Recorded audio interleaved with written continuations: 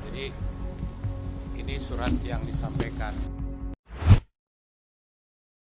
Sandiwara Yosep dan istri muda tutupi pembunuhan Tuti dan Amalia, nangis-nangis minta bantuan Jokowi.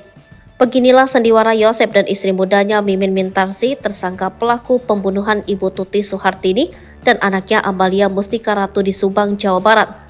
Seperti diketahui, setelah 2 tahun menjadi misteri, akhirnya pembunuhan ibu dan anak di Subang terungkap, di mana polisi menetapkan 5 tersangka pelaku pembunuhan ibu dan anak di Subang tersebut, yakni suami sekaligus ayah dari korban Yosep, M. Ramdhanu alias Danu, keponakan Tuti, Mimin istri kedua Yosep, Arigi Reksa Pratama, anak dari Mimin, dan Abi, anak dari Mimin. Lantas bagaimana sandiwara Yosep menutupi kematian istri dan anaknya bersama istri mudanya Mimin tersebut hingga nangis-nangis minta bantuan Presiden Jokowi? Berikut Tribun Medan merangkumnya. Yosep temukan istri dan anaknya tewas.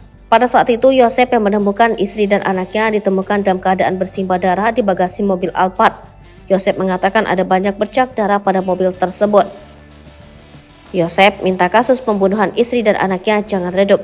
Diberitakan Tribun Jabar sebelumnya pada Jumat 16 September 2022, Yosep Hidayat, suami sekaligus ayah dari korban pembunuhan di Subang, sempat meminta kasus ini jangan sampai redup.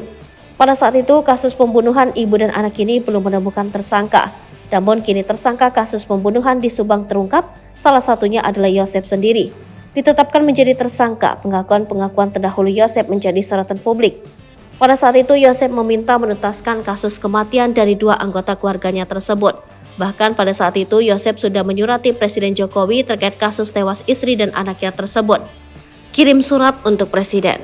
Yosep sempat meneteskan air mata saat membacakan isi surat yang intinya meminta agar kasus perampasan nyawa terhadap istri dan anaknya segera diungkap dan tidak dihentikan proses penyelidikannya. Surat untuk Presiden, Kompolnas, Menko Polhukam, dan Kapolri itu pun dikirimkan pada 18 Agustus 2022 lalu atau tepat setahun peristiwa itu terjadi.